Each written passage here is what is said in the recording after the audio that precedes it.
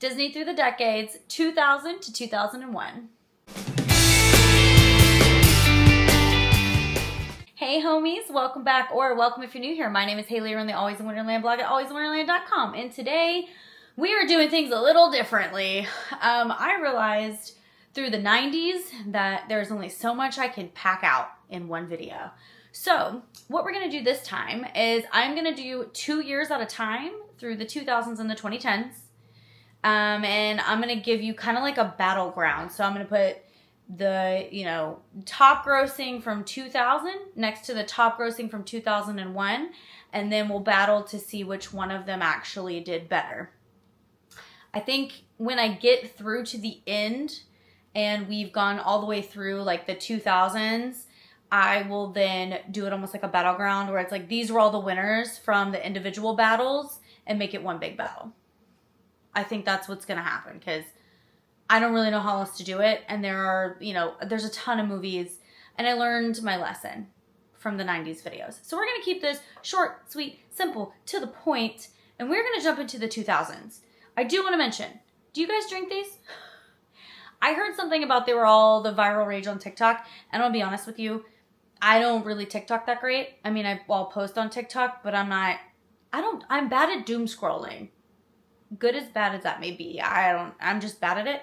So somebody's like, oh yeah, they're like really popular on TikTok. And I was like, oh, okay, cool. But I mentioned in a different video of mine, I bought them for my company and they sell really well. And then the people buying them were like, hey, you should really try these if you haven't because they're delicious.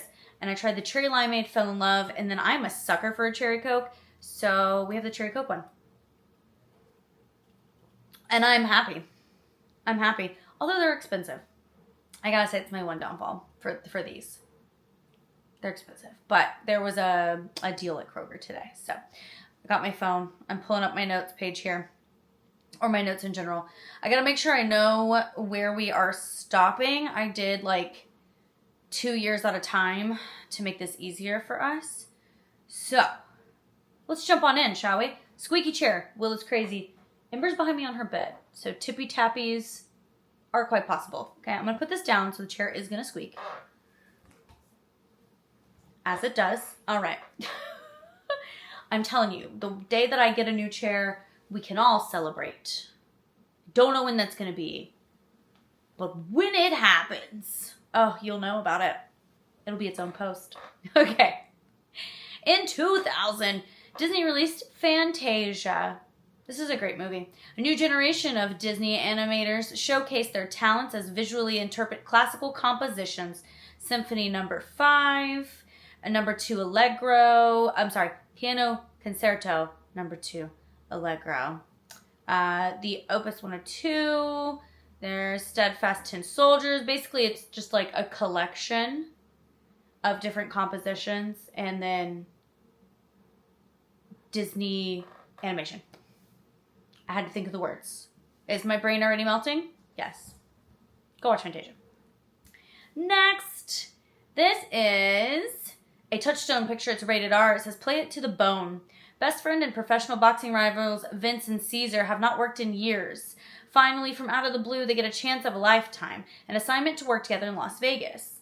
The job promises big money, but there's a hitch. They have to be there immediately. They quickly hit the road with Grace at the wheel, embarking on a route through the sizzling desert. Sparks fly as the competitive Vince and Caesar antagonize each other into a frenzy matched only by Grace's own combative temper. So friends bullying each other on the road with somebody named Grace that they gave me no lead up to. Okay. It's Woody Harrelson and Antonio Banderas, and I love me a good Woody Harrelson, specifically, tippy tappies, specifically in Zombieland. he really pulled me in with that character. I loved it. Next movie, Hollywood Pictures, rated R. It's called Gunshy. Charlie Cutter is a legendary DEA undercover agent who has a traumatic memory of his latest bust. Okay. Even though he loathes his job and wants out, he has carefully planned an operation for the arrest of Chemo, a drug lord. Is it Chemo? I'm going to say Chemo. I like that word better. The bust goes bad, and Charlie is forced to watch helplessly as bloody carnage rips everything apart. I could see why this is rated R. I'm pretty sure that is Sandra Bullock I'm looking at. Liam Neeson and Oliver Platt. Let me zoom in. Yes, that is who I'm staring at. I haven't seen this one. It sounds intense. So, yeah. Next. The Tigger movie. I love the Tigger movie. As the gang is busy preparing a suitable winter for a home for Eeyore, Tigger interrupts their efforts with his boisterous bouncing. Rabbit suggests Tigger find some other Tiggers to bounce with. Tigger thinks the suggestion absurd, since he's the only one. Yeah, he's it. But then he decides that being the one and only can be kind of lonely. So he begins thinking that there must be other Tiggers out there. And they go on an adventure to find other Tiggers, and thankfully he finds other Tiggers. But I'm just saying, it pulls at your heartstrings a little bit. Because we love Tigger. No matter if he just be bouncing on things, we love him. It's a good movie. Watch it with your kids. And if you're like me, you don't have kids, watch it with your dog. It's fine. All right, Mission to Mars. It is a Touchstone movie. I think, didn't Disney have rides that were Mission to Mars? I'm pretty sure.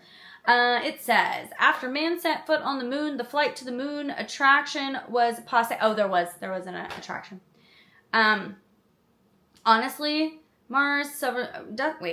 Disney designers changed the destination to Mars several years later. For a few months, even utilized some film clips from the Disney television show Mars and Beyond. This basically does not tell me anything about the actual movie. It just talks about the rides. So I was right. There were rides. They've been gone since the 90s. Yeah, but the movie was based on... I'm not sure. I'm not going to lie. This one's got me. I've never seen this movie. So it's a mission to go to Mars. I know this is terrible. I didn't expect them to not give me a description. So... And I don't know that one. I can't wing it. So... Moving on. Whispered. An elephant's tail. Did I say whisper or whispers? Whispers! Yikes. I'm having a rough day. It says, the baby elephant whispers. Separated from his mother, searches desperately for her, but finds inside the sassy and fiercely independent Groove, an outcast from her own herd, and the last elephant in the world to ever be a substitute mom. Whisper takes hold of her tail and refuses to let go, and the two join to make an unlikely family as they brave the hidden dangers of the dark forest and make their way toward the Great River, a rumored paradise for elephants. It seems like it would make me very sad and very happy all at the same time, and I love a good elephant. So, just saying. Next movie, Touchstone rated R, High Fidelity. Rob Gordon is the owner of the semi-failing record store in Chicago where he sells old-fashioned vinyl records. Apparently those are making a comeback. Who would have thought? He is a self-professed music junkie who spends his days at Championship Vinyl with two employees, Dick and Barry. Although they have an encyclopedic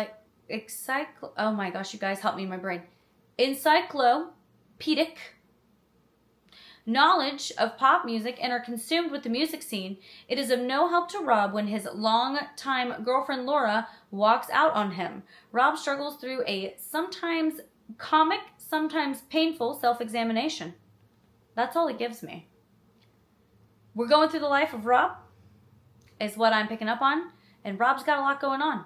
A failing store, two guys that are just into music, and a girlfriend who leaves him. Wow, Rob. Very sorry, Rob.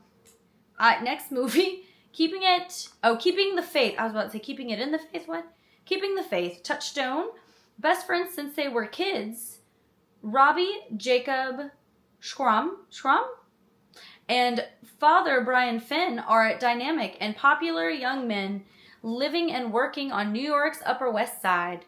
When Anna, once their childhood friend and now grown into a beautiful corporate executive, suddenly returns to the city, she re-enters Jake and Brian's lives with a vengeance. Sparks fly and an unusual and complicated love triangle ensues. That doesn't sound great.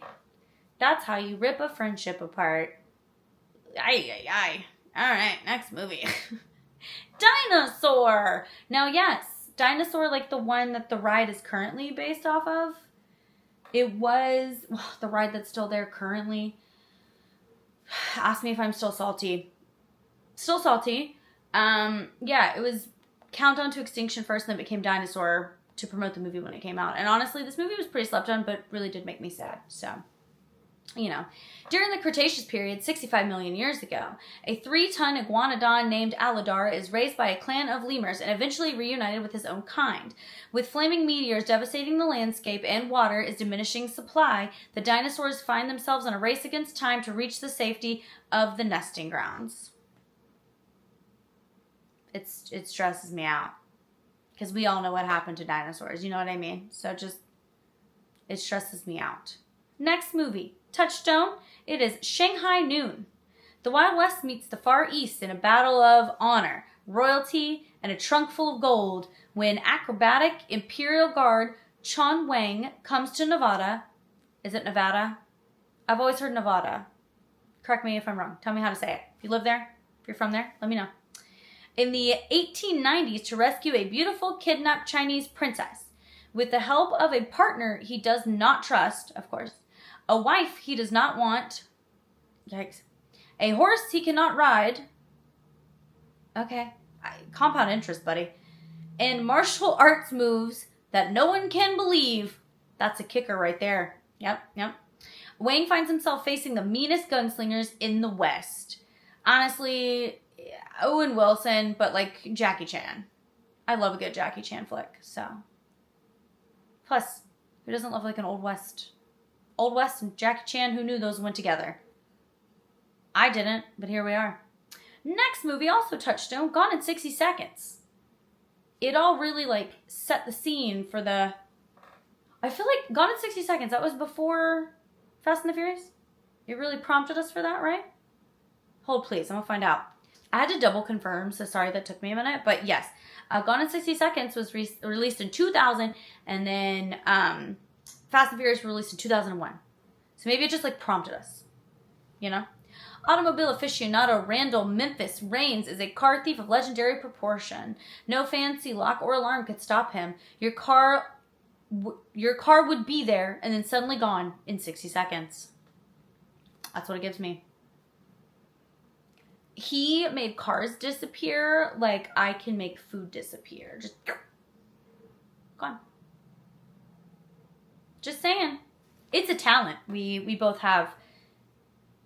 Just they're a little different. Just saying. Anyway, next movie. It is called The Kid. Russ finds his life as a successful image consultant turned upside down when he magically meets Rusty, himself as an 8-year-old child. Rusty is a sweet but slightly geek, pudgy little kid who is not at all happy with who he turns out to be, a 40-year-old loser without a wife or a dog. Okay. Ironically, the kid helps Russ to learn about himself and remember his dreams in order to become the grown-up he wants to be. That's cute. I like that. It's almost like, Big. The movie Big. You've seen that? Yeah, I'm sure you guys have seen it. I think that's an 80s movie. The movie Big. That's a great movie. That's Tom Hanks, right?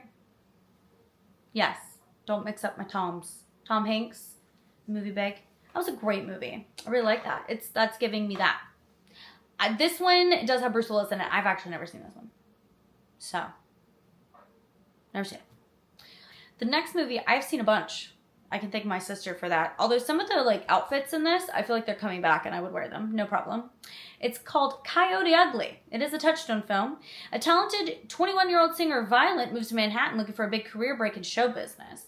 Eventually, she's discovered while performing at a popular Western bar, the Coyote Ugly, where sexy, enterprising women tantalize customers and the media alike with their outrageous antics.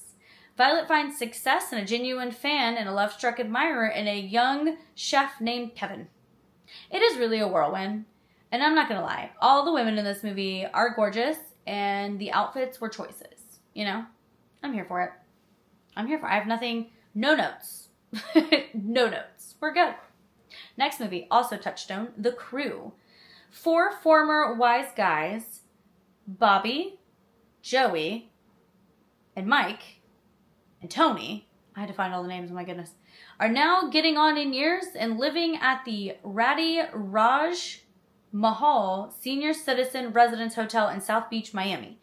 Management's plans for renovations of the building to force higher rents and attract a classier clientele are squeezing the geezers out, so they hatch a seemingly simple scheme to save their retirement residents. I mean, I'm really sorry, but I'm not looking at Burt Reynolds in this right here, just individually. Burt Reynolds at this moment. I'm not looking at him like he's a geezer. He's not serving geezer to me, but yeah, looks like it'd be fun. Next movie, it's called Duets. It's a Hollywood film. It's rated R. 6 strangers from all walks of life have one thing in common: a passion for karaoke. In this road trip comedy, 3 pairs of people converge on a $5,000 grand prize karaoke contest in Omaha, Nebraska, searching to find something they don't have in their lives. I'm just assuming it's very rando movie based around karaoke. I don't really know. One of the only names on here that I recognize, I don't really care for them as a performer. You can't like everybody. And usually I only point out the people that I like.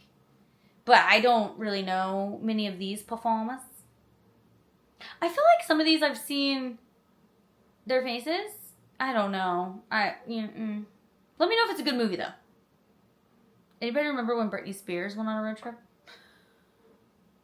Wasn't that a ride? That was a ride.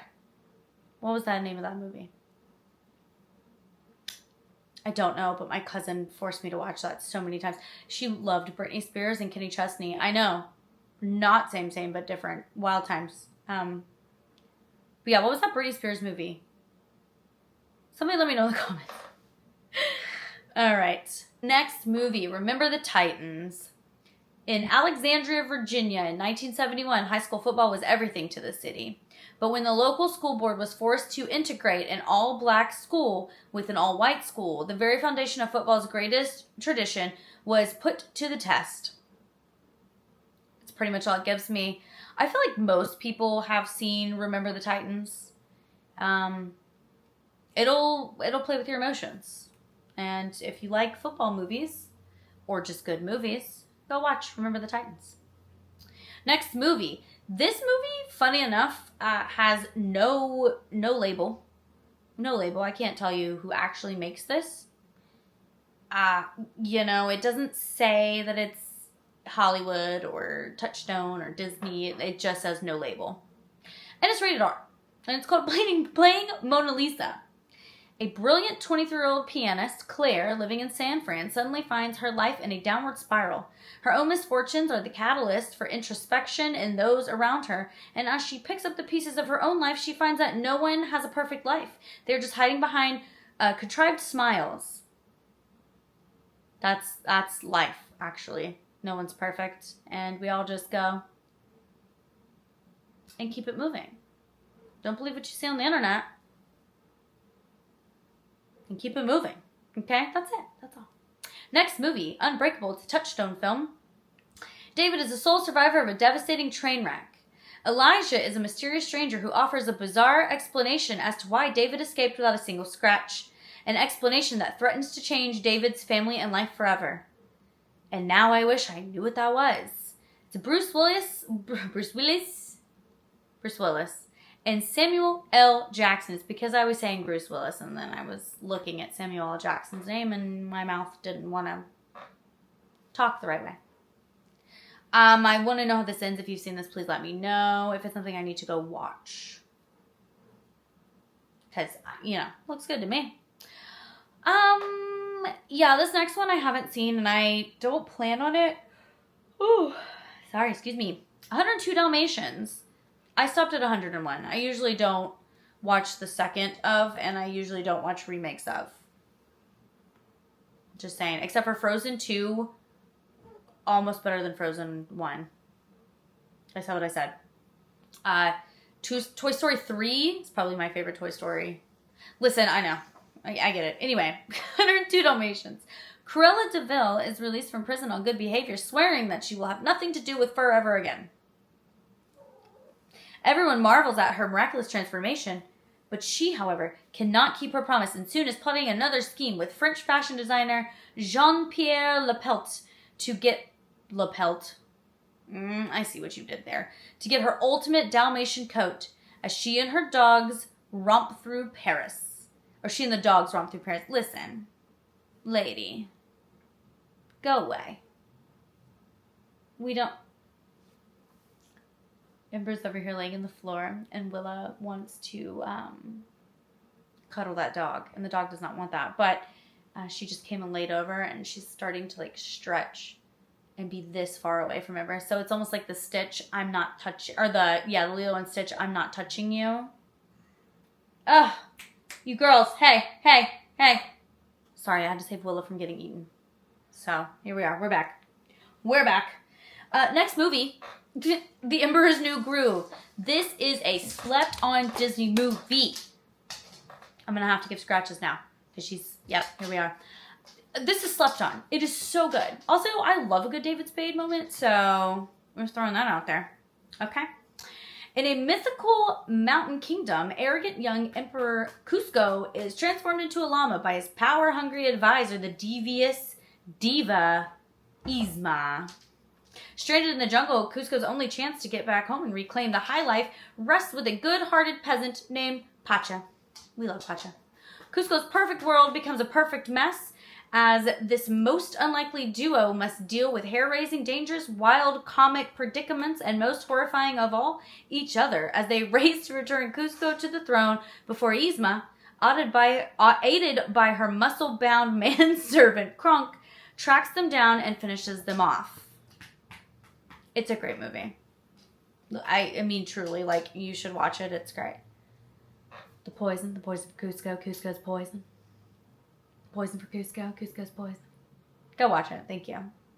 Oh, Brother, Where Art Thou? It's a Touchstone film. In the Desperation era, Deep South, 3 escapees from a Mississippi prison chain gang embark on an adventure of a lifetime as they set out to pursue their freedom and return to their homes. With nothing to lose and still in shackles, they make a hasty run for their lives and end up on an incredible journey filled with challenging experiences and colorful characters. Do they get out of the chains? Also, what would they do to get there? What would they do to be put in prison? I got questions. If you can answer those, please do so in the comments. Next movie is called Double Take. It is a Touchstone movie. Successful New York investment banker Daryl is framed for laundering money for a Mexican drug cartel. Wanted by the FBI, he makes a run for the border to find the one man who can clear his name, followed all along the way by Freddy, an untrustworthy low-life petty thief. Taking Freddy's identity in order to make his way into the underworld, Daryl, to his horror, discovers that Freddy is even more wanted than he is. Ay. You guys. Also, that doggo be cute. Sorry, that's what I got from that. Also, I think Willa's trying to break something in my living room. Oh, Willa. Don't. This is what my videos have become when I'm at home. Is the Willa don't session. Next movie, Recess School's Out. I watched Recess a little bit, but it wasn't like a go-to for me. So, I can't remember. Was it my cousins that liked it more or my sister? Whatever, it doesn't matter. Anyway, TJ, whose friends are all at summer camp, is bored until he uncovers a plot by the school's former principal to do away with summer vacation by using a laser beam to alter the weather and create permanent winter. All right, I'm upset. That's what it gives me. No. Permanent winter sounds like hell on earth for me, and I would be out. Did anybody watch the show Snowpiercer? I'm not going to lie. Listen, I am really bad at committing to TV. really bad. And I watched the first 2 seasons. And the last season, we have DVR, okay? Because I don't pay for all the... Don't at me. Anyway, it's sitting there. And I still haven't watched it yet. And sorry, I dropped my phone. And I'm holding on to it because I kind of don't want it to end. But if you didn't watch it, and I've never seen the movie. I know there's a movie. If you didn't watch that, please go watch that show. It is so good. It is so good. But truly, winner all the time, hell on earth for me. Not an ideal situation. So, hard pass. BRB. Sorry about that. I had to pick up my phone. Needed a little Aquaphor on the lips and a sip. So I'm back. Let's do this. Next movie, Just Visiting. It's a Hollywood Pictures. French nobleman of Malfit and his servant are transported from the 12th century to modern-day Chicago due to a wizard's flawed time travel potion. That would be my luck. I'd get a time travel potion flawed by a wizard. I will take Doc with me. Doc Brown. I think I'd rather have them than a flawed potion. Here we are. After meeting the Count's descendant, Julia, they realize that they must quickly find a way back to their own time or Julia and all of the Talbot's lineage will never exist. Yeah, it's kind of like Back to the Future. Except, thankfully, Back to the Future never went back to, like, medieval time. Did they? I don't think they did. Nah. They went backward, they went forward, and then they went way back. Like Western. The third one's my favorite. I believe I'm correct. I don't even know. Anyway, I'm rambling. Next. Touchstone movie. It is Pearl Harbor. On December 7th, 1941, squadrons of Japanese warplanes launched a surprise attack on U.S. armed forces at Pearl Harbor in Hawaii. This infamous day jolted America from peacefulness to total war and altered the course of history. It has an especially devastating impact on 2 daring young American pilots and a beautiful, dedicated nurse. That's what it gives me. We all know about that. It's in the history books. Yeah, rough. I don't think there's much more I can say. I have seen bits and pieces of the movie. But yeah. That's all I got. Can't speak on it. Atlantis, The Lost Empire is the next one. Also, another slept-on movie. Okay? I don't know why certain Disney movies are phenomenal and so slept on. I can name 3. We already talked about one, The Emperor's New Groove. This is the second one, Atlantis. And the last one is Treasure Planet. Why are they so slept on?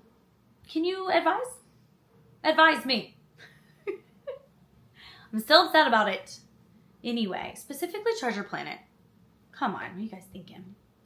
In 1914, an inexperienced young museum cartographer and linguistic expert, Milo Thatch, joins up with a group of daredevil explorers in an expedition funded by an eccentric billionaire, Preston B. Whitmore, to find the legendary lost empire of Atlantis.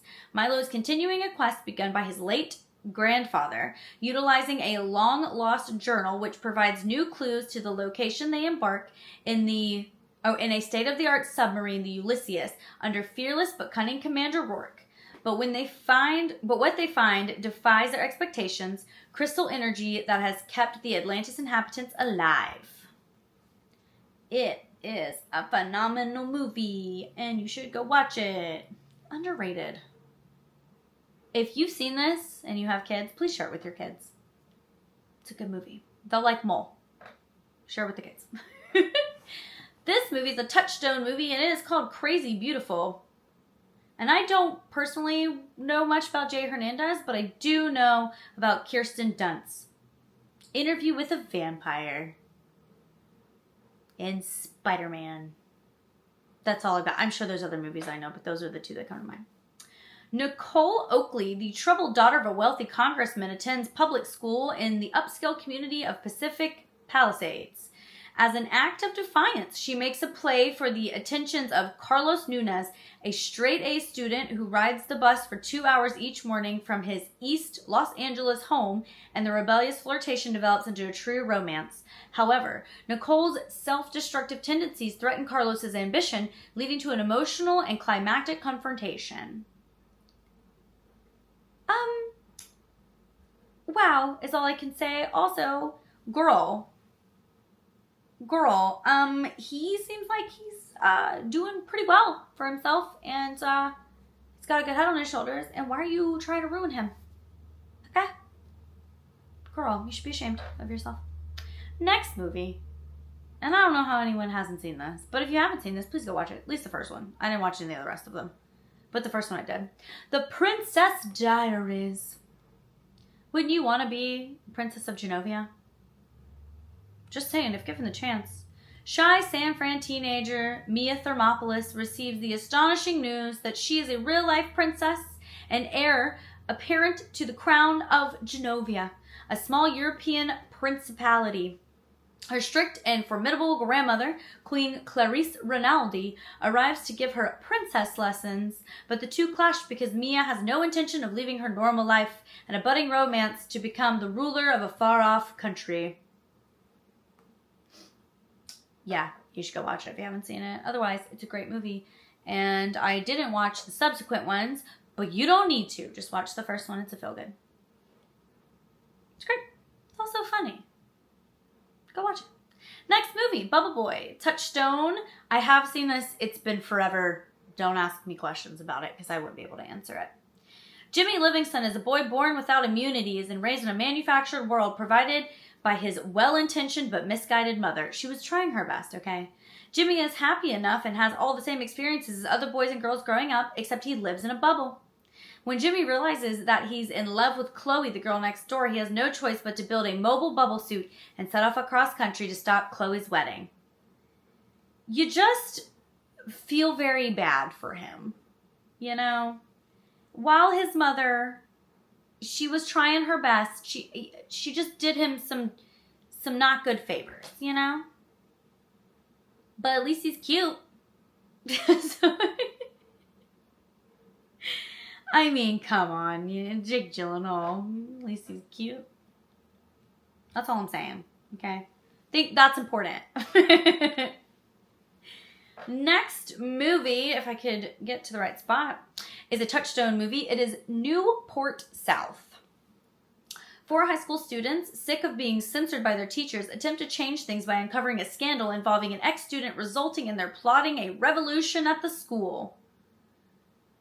It doesn't say anything else, and so I don't really know how to feel. Am I concerned?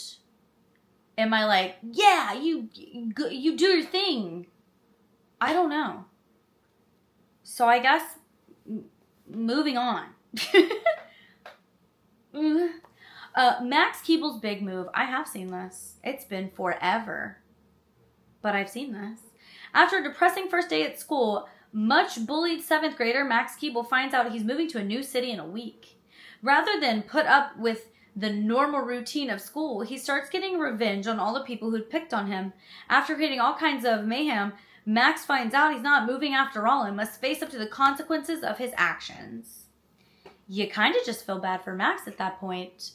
I mean, there's a certain level you should take it and, you know. But he's being bullied. He bullied back. It is what it is.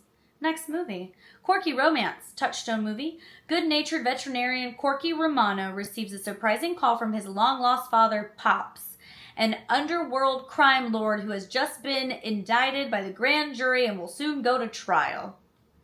Oh, Pops. Pops realizes that his son is the one person who could infiltrate the FBI and confiscate the evidence against him. Okay? A computer hacker intimidated into helping goes overboard and makes Corky appear to be a super agent, a reputation he must live up to. Oh, no. Poor Corky. He was just trying to save Pops, you know? Don't do that. Also, family and the mob. Ugh. We know how I feel about mobs, okay? the mob's involved, other direction. Usually the safest route. Next. High heels and low lifes. It's Touchstone. It's rated R. London nurse Shannon and her best friend, American actress Frances, overhear a mobile phone conversation between gang members involving a bank robbery, but are unable to convince the police. So they decide as a dare, okay, to try to extort a little money from the gang in return for not revealing their identities. It's the dumbest idea. Walk away. Walk away. Of course, the criminals would rather kill than give up their money, so the stakes are raised as the women get further drawn into their scheme. Poor decisions were made, and they probably regret their decisions. So, just saying, none of that, don't do it. Next, Monsters, Inc. I love Monsters, Inc. I really do. Mike and Sully, and then the door gets left because Randall, and then Boo gets out, and Boo calls him Kitty, and then they find out in the end that laughs are better than screams. And they don't have to go in and scare kids at night, and the 2319 is not a big deal. It's not a big deal. Can calm down on that. George Sanders. And I feel bad for the Abominable Snowman still. So, yeah. If you haven't seen Monsters, Inc., please go watch it. Plus, we're getting a whole Monsters, Inc. land and a door coaster and stuff. So, that'll be fun. I'm upset that we're losing a Muppets themed courtyard, but they could have done better with the Muppet stuff and they didn't. And I'm upset about that too. So, whatever. Gotta just be patient and see what Disney does. It's gonna be fun. Touchstone film. It's called Out Cold. Good-hearted but single-minded teen snowboarding dudes Rick, Luke, Anthony, and Pigpen, which is not something you want to be called. It's like Barf Bag from Holes. You don't want to be called that. Are into extreme boarding as well as extreme partying in the winter wonderland around their tiny hamlet of Bull Mountain, Alaska. John Mayers, a slick Colorado ski mogul, plans to buy Bull Mountain and turn it into a ski resort, and joining him is his beautiful Swiss stepdaughter, Inga. The competitive foursome antagonize each other into a frenzy set into motion by the high expectations of an exotic foreign beauty living in town. I mean, yeah. Okay. Seems cold. It's Alaska and there's snow. Yeah, anyway. This is actually the last movie we're going to get to today. And it is called The Royal Tenenbaums. I believe that's how you say that. I am unsure. But it looks... Yeah, it looks. The Royal Tenenbaum and his wife, Etheline, had 3 children. Cass, who became a real estate mogul with a deep understanding of international finance. Richie, a champion tennis player. And Margot, a gifted playwright. But the brilliance of the young Tenenbaums is erased over 2 decades of betrayal, failure, and disaster, mostly attributed to their father. One recent winter, the family has a sudden, unexpected reunion. Oh. I don't really know what to say. It looks like it would be a wild ride. There's not much I got other than that. So, give me 1 second. Let me get these movies brought up here. All right, I'm back. I'm going to go like this, actually. This is weird. I don't know how I feel about this. All right. In 2000, Disney's highest-grossing film was Dinosaur. And in 2001, Disney's highest-grossing film was Monsters, Inc. Which one out of these two was Disney's highest-grossing film between the years of 2000 and 2001? Oh, yeah! Monsters, Inc. I love Monsters, Inc. I have merch that's Monsters, Inc. Monsters, Inc. is a wonderful movie. All of them. Every little iteration of Monsters, Inc. is wonderful, and I can't wait to see what they do in the parks, even if I'm a little sad about the courtyard. But let me know down below what your favorite movie from either 2000 and 2001 is, and I will see you guys in the next one. Don't forget to like and subscribe and all that good stuff. Have the best day, guys.